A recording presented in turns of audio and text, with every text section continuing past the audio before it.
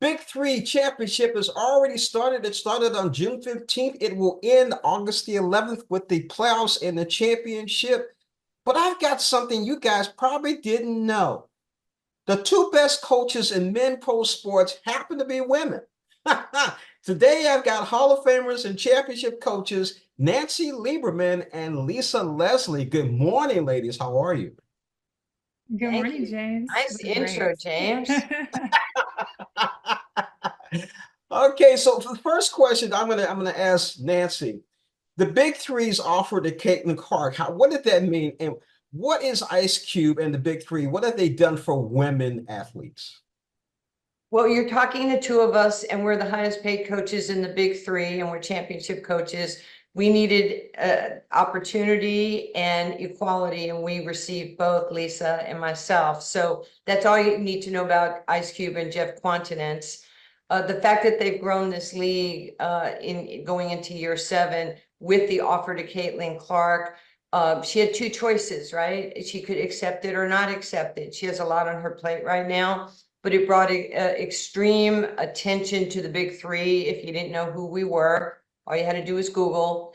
And we have great players in this league, and it's competitive. And you're in St. Louis, so call Jackie Joyner Kersey, my girl, and say, let's watch on CBS the Big Three. Lisa's team is playing, or Nancy's team is playing. The games are streamed on X.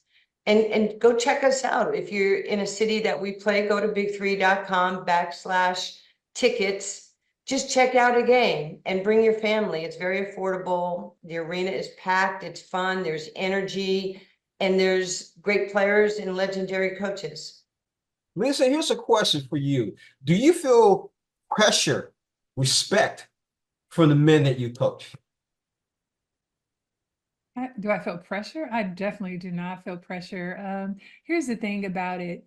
Yes, Nancy and I are women, but basketball is basketball. We think nothing about what our genders are when it comes time to talk basketball, X's and O's, execution, coaching our players, and having their respect. I believe they respect what we're saying because they understand we know we have the knowledge, but we're also open to feedback from our players because we are coaches, and the best coaches are also coaches who can listen to their players and make adjustments. So there's no pressure at all.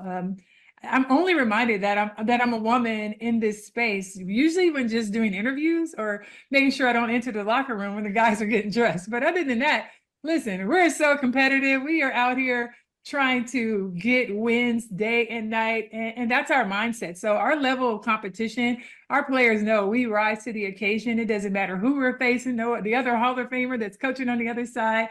That's the beauty of the league. The competition starts with the coaches, but the players, man, when you see a Big Three game, every single possession counts because we don't play by the clock.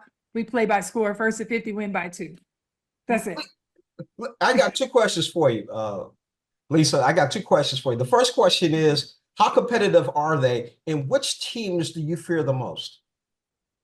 Our teams are very competitive. Nancy and I both did the broadcast for week 1. These guys are diving on the floor in the stands. It's so physical. You almost think somebody's going to fight, but they're not.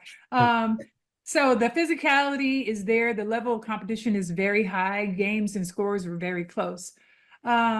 Which team do I fear? I don't fear any team. I feel like when my team we show up and we play together, we're unbeatable. We've been to the championship. We lost in the championship last year. We've won a championship, so we have that under our belts and we understand what it takes week in and week out. And sometimes you just have to not beat yourself. And so we faced the champs last week. We were up by 14, and then it just all slipped away. But that's the beauty of the Big Three because there's so much strategy in when you call your timeouts and how you strategically play and try and buy your guys some rest. So we did the best that we could. We're going to learn from it. And week 2, hey, watch out. We're coming. All right. Nancy, of the new players, who are you anticipating and looking forward to watching? Every year we get some players, some their name, and now some of us, we know their game. Paul Millsap came into the league. He brought his 3 brothers, which was his 2 other brothers, which I thought was really cool. Jeff Teague and his brother came into the league. Always playing against, Joe Johnson, who's been, 3-time MVP. But this league it has gotten younger. It has drawn more NBA guys who are retiring. And, you know, then you have the guys who've been in the league for 4 or 5 years, and you could see the development in their game and how serious they take this in their preseason, in their off season, and just they're pros. And there's a lot at stake here. We're playing on national TV. We're playing on CBS. We're streaming on X. We had over 11,000 in Oakland. We almost had a sellout at the arena there. We're playing to the fans who appreciate and want hardcore basketball. They're not coming to Grandpa's Old Timers Day game at Yankee Stadium. These guys are young, competitive, physical. The crowd gets into it. You know, like Lisa was saying, you know, it's a privilege to coach in these games. Whether we win or lose, we're still, you know, the battle is real, and it's exciting. Nancy, question for you. What's it like coaching your son TJ? And the next question, part of that question is, when did he realize mom knows something about basketball? Oh, it's a blessing to be able to coach him. I don't know how many people in this world get a chance to coach their kiddos on this high a level. And as I always say, you know, mom has to be at this level, but son has to be at this level. And here we are. So once the game starts, I have to treat him like a player. I'll always love him and make sure he's taken care of. But if he's not playing well, he's going to have to sit. If he is playing well, he's going to play more. And I have to be objective like that. And if anybody knows me, look, if Doc Rivers could trade Austin Rivers, you know, things happen. You know, your reputation's on the line. So TJ knows he's got to come ready. He's got to come with the goods.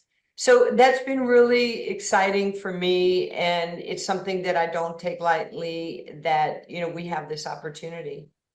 One last question for the both of you. And Nancy, you go first, and then Lisa.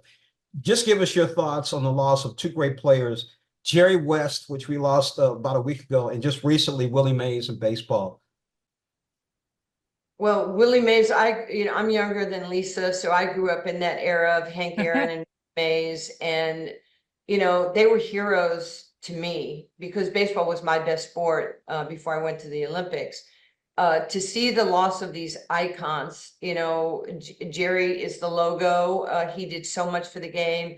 And the one thing that really struck me is they were both so humble for their greatness. And, you know, they changed the culture of their sports, and they were just humble about it.